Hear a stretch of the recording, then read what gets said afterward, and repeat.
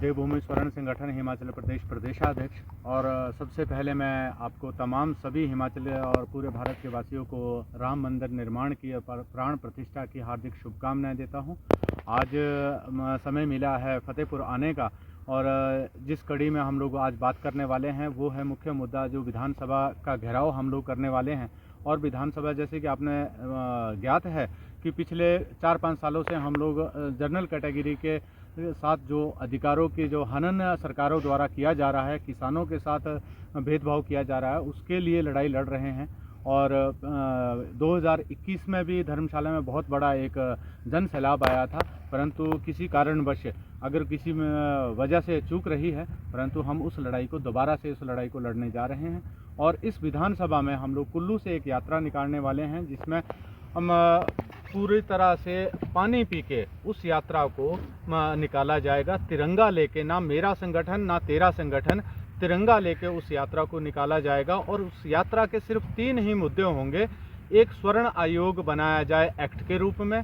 दूसरा, EWS जो केंद्र सरकार द्वारा स्वर्ण जातियों के लिए एक कमीशन के तौर पे दिया गया था, जिसमें कहा गया था कि 5 एकड़ से कम जिसके पास भूमि है वो EWS में आएगा। 8 लाख से वार्षिक आय से अगर कम किसी के पास आय है वो EWS में आएगा। परंतु प्रदेश सरकार ने क्या किया, जो उस वक्त हिमाचल प्रदेश में थी, उन्होंने बहुत होशियारी से 1 एकड़ जमीन कर दी और 4 लाख वार्षिक आय कर दी, जिससे हमारे किसी भी लोगों को उसका लाभ नहीं मिला। तीसरी जो हमारी मुख्य डिमांड है, आज तक हिमाचल प्रदेश में सिर्फ जो सरकारी कर्मचारी है उसी व्यक्ति ने ही उन्हीं संस्थानों के लोगों द्वारा ही सरकार को चुना जाता है। परंतु इस बारी हम लोग अपने किसानों की मांग को आगे ले जाने की कोशिश कर रहे हैं, किसानों को जागरूक करने की कोशिश कर रहे हैं। हम हिमाचल प्रदेश के तमाम किसानों से निवेदन करते हैं कि ये लड़ाई आपके अधिकारों की है, आपके बच्चों के अधिकारों की है। जब 6 राज्य भांग और अफीम की औषधि के रूप में उसका लाइसेंस ले सकते हैं, तो हिमाचल प्रदेश क्यों नहीं ले सकता। हिमाचल प्रदेश में भांग और अफीम की खेती औषधीय तौर पे होनी चाहिए, ना कि नशे के तौर पे। नशा तो हिमाचल प्रदेश में अन्य भी है, परंतु हम लोग कहते हैं कि ये औषधीय पौधे हैं, इसको ना बदनाम किया जाए नशे के तौर पे।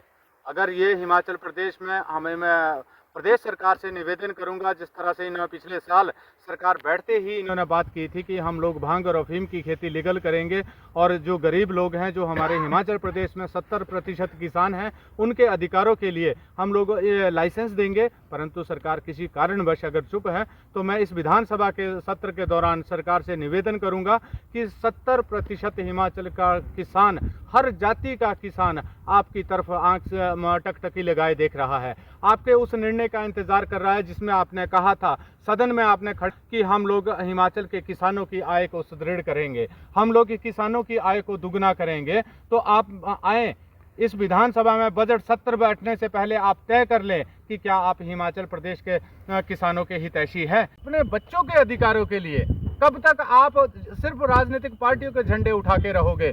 कब तक आप अपने बच्चों के अधिकार की बात ना करते हुए आप सिर्फ राजनीतिक पार्टियों के झंडे उठाओगे?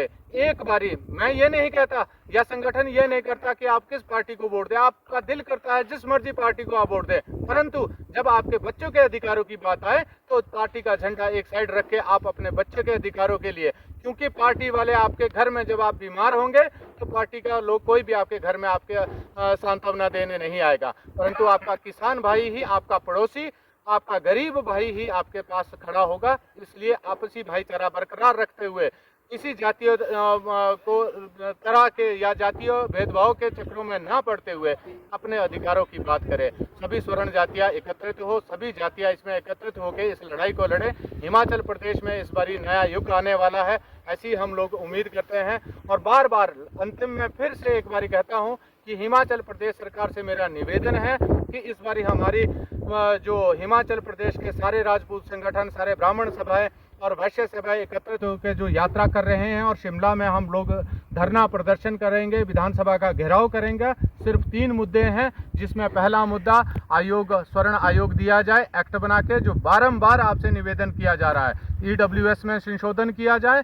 और तीसरा, भांग और अफीम की औषधि के तौर पर लाइसेंस सभी किसानों को दिए जाए, और इसमें खासकर जो हिमाचल के किसान हैं उन्हीं को ही, बाहर से कोई भी व्यक्ति ठेके पे ज़मीन लेता है, लीज पे वो ज़मीन लेता है, उन्हें उस चीज़ को अलाउ ना किया जाए। जो स्थानीय किसान यहाँ के हैं उन लोगों को उसके लाइसेंस दिए जाए। अगर सरकार इस निर्णय को करती है तो हम लोग जिस दिन शिमला पहुँचेंगे उस दिन ढोल नगाड़ों से हिमाचल प्रदेश का सरकार का हम लोग स्वागत करेंगे। जय हिंद, जय भवानी, जय Rajputana. Himachal headline news channel को लाइक, शेयर, सब्सक्राइब करना ना भूलें। धन्यवाद।